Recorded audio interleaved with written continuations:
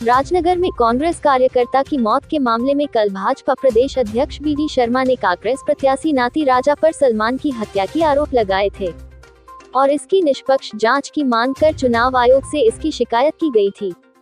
आज भाजपा प्रदेश अध्यक्ष B D Sharma Chhatarpur पहुंचे, जहां पर बीजेपी के कार्यकर्ताओं के साथ कलेक्टर और एसपी को ज्ञापन देते हुए इस पूरी घटना की निष्पक्ष जांच की मांग और दोषियों पर कड़ी से कड़ी कार्रवाई की मांग की और इस घटना के संबंध में कलेक्टर और पुलिस अधीक्षक को ज्ञापन सौंपा। एसपी अमित सांघी ने बताया है कि हमें एक आवेदन प्राप्त हुआ है। हमने दूसरे पक्ष कांग्रेस प्रत्याशी नाती राजा और उनके समर्थकों पर 307 के तहत का प्रकरण दर्ज किया है और इस पूरी घटना की विवेचना जारी है। देखिए, राजनगर विधानसभा के आईडी नहीं भैया चुनाव के दौरान जिस प्रकार का घटनाक्रम हुआ, नहीं बगल से खड़े हो आप। भारतीय जनता पार्टी के प्रत्याशी और हमारे कार्यकर्ताओं पर प्राणघातक हमला, बीच में फंसा कांग्रेस के प्रत्याशी नाती राजा ने अपने आपराधिक प्रवृत्ति के और खुद लोगों पर प्राणघातक हमला किया और उसके बाद उल्टा योजनाबद्ध तरीके से चक्रव्यूह बनाकर अपने ही ड्राइवर की प्लानिंग से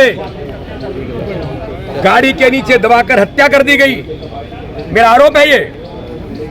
और उसके बाद चुनाव को प्रभावित करने के लिए भारतीय जनता पार्टी के 35 कार्यकर्ताओं पर 302 की एफआईआर। गाड़ी के नीचे दबने के बाद 302 कैसे लगती है और किसकी गाड़ी से दबे? और चुनाव पर बूथों पर कब्जे किए गए। ये आज हमने प्रशासन से मिलकर के, कल हमने इलेक्शन कमीशन से भी हमने बात की है, डीजीपी को हमने डेलीगेशन मिला है, आज हमने डिस्ट्रिक्ट कलेक्टर और अभी डीआईजी को भी हम मिल रहे हैं। कैसे घटनाक्रम की जांच गहराई के साथ होनी चाहिए, हत्या का प्रकरण दर्ज कैसे हुआ, और इस दिशा में हमने गंभीरता से बात की। जिन प्रशासनिक अधिकारियों ने लापरवाही की है, एक पक्ष को प्रभावित, उनके खिलाफ कार्रवाई कोई नहीं हुई जिन्होंने प्राणघातक हमला किया। भाई एक धारा में तो एफआईआर होती है। और दिग्विजय सिंह ने जिस प्रकार से वातावरण बिगाड़ने के लिए, कमलनाथ कह रहे हैं कि मेरी नाती राजा से बात नहीं, कुछ नहीं हुआ, सामान्य तौर पर बहस हुई और उसके बाद हत्या का प्रकरण दर्ज हो जाता है।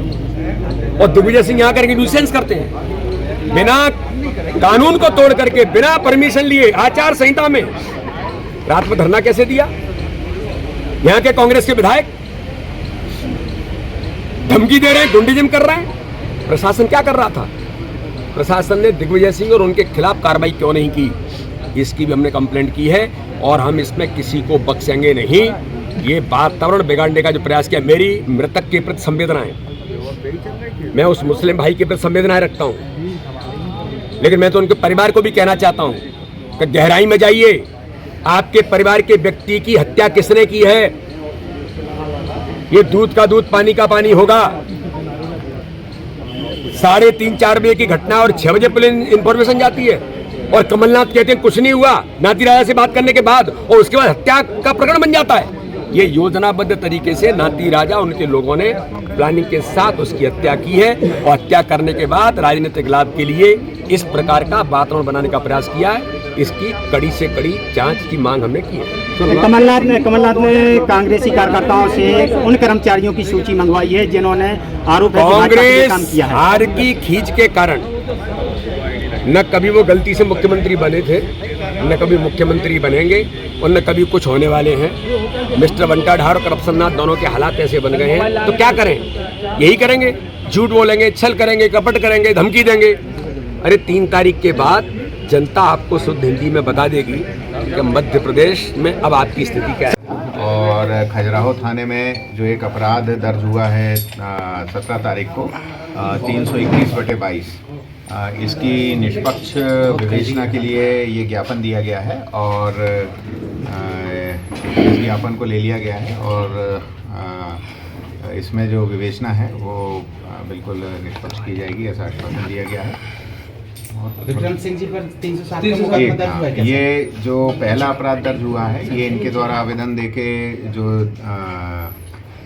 हुआ था। और दूसरा जो अपराध कल दर्ज हुआ है एक अन्य प्रत्याशी के ऊपर, उसमें भी थाने में एक आवेदन प्राप्त हुआ है और उस आवेदन के आधार पे प्रत्याशी और अन्य 10-11 लोगों पे 307 भादवी और अन्य धाराओं में प्रकरण पंजीबद्ध किया है। ये दोनों ही घटनाक्रम 17 तारीख को 3 से 4 बजे के मध्य जो विवाद हुआ था उसके आधार पे 2 प्रकरण जो आवेदन प्राप्त हुए हैं एज इट इज कायमी करके विवेचना में लिए।